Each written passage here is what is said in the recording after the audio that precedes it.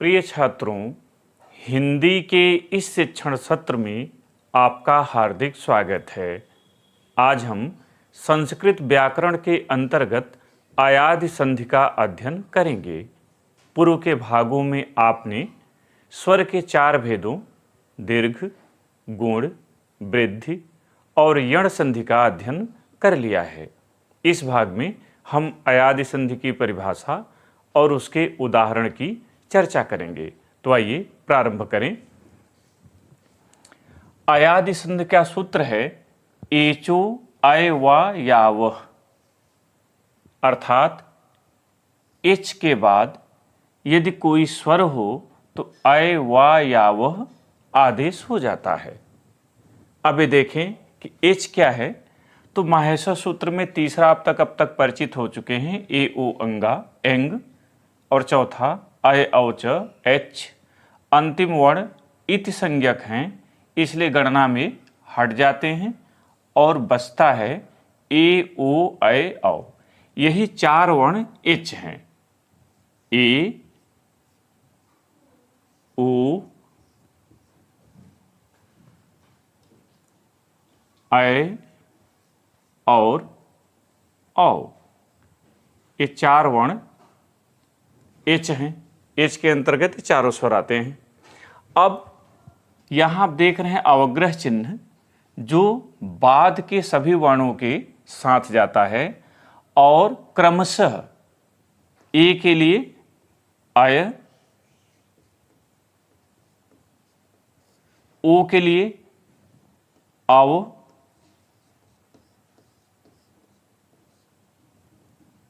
आय के लिए आय, यहां आप देखेंगे तो दोनों ही दीर्घ हैं, आय होगा, और औ के लिए आओ होगा। इस प्रकार इस संधि की परिभाषा होगी कि अर्थात ए, ओ, अय और औ के पश्चात कोई स्वर आए तो ए के स्थान पर अय, ओ के स्थान पर औ, अय के स्थान पर आय और औ के स्थान पर आव हो जाता है। इसे अयादि संधि कहते हैं। तो आइए इस परिभाषा को हम लोग नोट करें। तो परिभाषा हुई, यदि ए, ओ, अय, औ के पश्चात कोई स्वर आए तो ए का अय, ओ का औ, अय का आय तथा औ का आव हो जाता है, इसे अयादि संधि कहते हैं। उदाहरण देखें। सबसे पहले हम ए की ही चर्चा करेंगे। शब्द है ने धन अनम बराबर नैनम। कैसे बना देखें। ने में जैसे ही हमने ए को अलग कर लिया वैसे ही केवल न बचा, स्वर निकल जाने के कारण यह हलंत हो गया, आधा बच गया, और इसके साथ अनम जुड़ेगा। संधि कैसे बनेगी। यहां से आपका न आ गया और ए के लिए अय आदेश हो गया, अनम आपका यहां से यहां आया हुआ है। अब न में जैसे ही अ जुड़ेगा यह पूर्ण हो जाएगा, इसका हलंत हट जाएगा तो ये पूरा पूरा न हो जाएगा। य में जैसे ही ये अ आकर मिलेगा वैसे ही इसका भी हलंत हट जाएगा, यह भी पूर्ण हो जाएगा, पूरा पूरा य बन जाएगा और नम यहां से जुड़ जाएगा। इस तरह से शब्द बनेगा नैनम।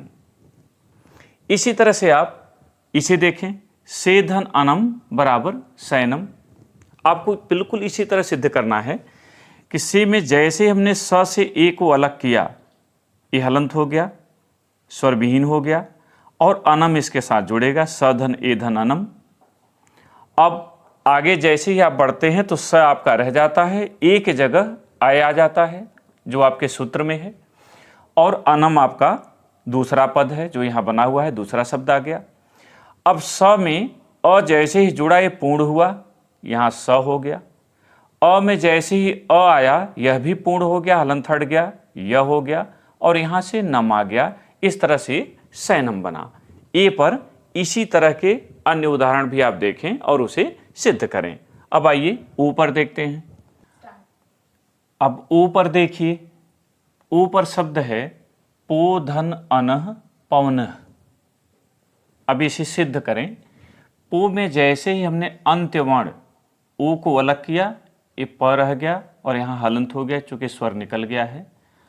दूसरा जो शब्द है वो अनह है, तो प धन ओ धन अनह जुड़ रहा है। देखें कैसे, तो प के बाद जो ओ है इसे अव आदेश होगा सूत्र के अनुसार, अ व हो गया और दूसरा शब्द अनह आ गया। जैसे ही अव का अ प के साथ जुड़ेगा ये पूर्ण हो जाएगा, इसका हलंत हट जाएगा और ये प हो जाएगा। व के साथ जैसे ही अ जुड़ेगा यह भी पूर्ण होगा, चूंकि यहाँ स्वर नहीं है, यह भी पूर्ण हो जाएगा और वह हो जाएगा। अवंत में नह बच रहा है, ये आ गया तो बन गया पौना। प धन अवधन अनह बराबर पौना हो गया। इसी तरह से एक शब्द और देखें, भोधन अनह भवन।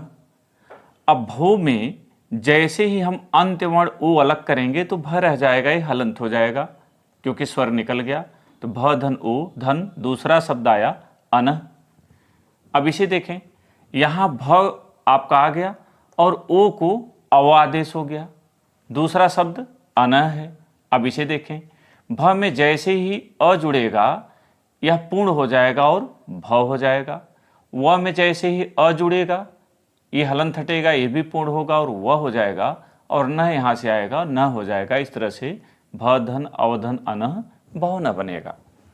इसी तरह से आय पर देखें, तीसरा वर्ण है नय धन अकह नायक।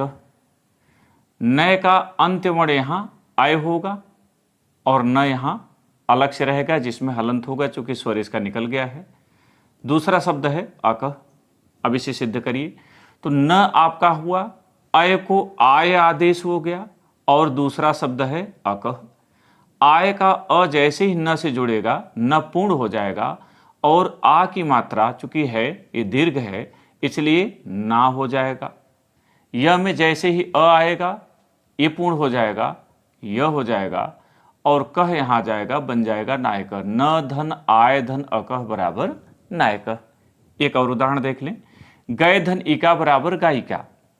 अब गय में से जैसे ही अंत्य वर्ण हटाएंगे आय, वैसे ही यहाँ पर ग रह जाएगा, ये हलंत होगा और इका में आय जुड़ेगा तो देखें बनेगा कैसे। ग के बाद आय को आय आदेश होगा, दूसरा शब्द इका रहेगा। अब आय जब आ आएगा ग के साथ जुड़ेगा तो पूर्ण हो जाएगा और मात्रा आ की लगेगी, दीर्घ होगा तो गा हो जाएगा। य के साथ जब ई आएगी तो पूर्ण होगा और छोटी ई की मात्रा जाएगी जिसे हम हरस्व ई कहते हैं, तो ये बन जाएगा और का आपका लग जाएगा तो ये बन जाएगा। इस तरह से ग धन आय धन इका बराबर गायिका। चौथा वर्ण है औ। औ लगाते समय देखें, पौ धन अकह बराबर पावकह। अब पौ का अंत्य वर्ण होगा औ, जैसे ही औ निकाल लेंगे यहाँ प हलंत हो जाएगा चूंकि यहाँ स्वर नहीं रह गया और दूसरा शब्द है अकह।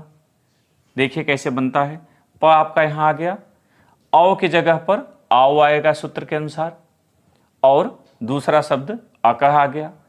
अब जैसे ही प में आ जुड़ेगा वैसे ही पा हो जाएगा, व के साथ अ आएगा तो ये भी पूर्ण होगा, वह हो जाएगा और कह आपका आ जाएगा तो बन जाएगा प धन आव धन अकह बराबर पावकह। एक उदाहरण और देख लें, भव धन उकह बराबर भावुकह। अब भव में से जैसे ही अंत्य वर्ण औ को अलग करेंगे भ रह जाएगा, यहाँ स्वर नहीं रह गया। दूसरा शब्द है उकह। अब इनका जोड़ देखें, भ के साथ औ के लिए आव आदेश होगा और दूसरा शब्द उकह आएगा। आ जैसे ही भ के साथ आएगी ये भाव हो जाएगा और व के साथ ऊ जब आएगा तो हरस्व ऊ की मात्रा लग जाएगी, छोटा ऊ जिसे आप कहते हैं, और कह आएगा, कह बन जाएगा। तो भ धन आव धन उकह बराबर भावुकह।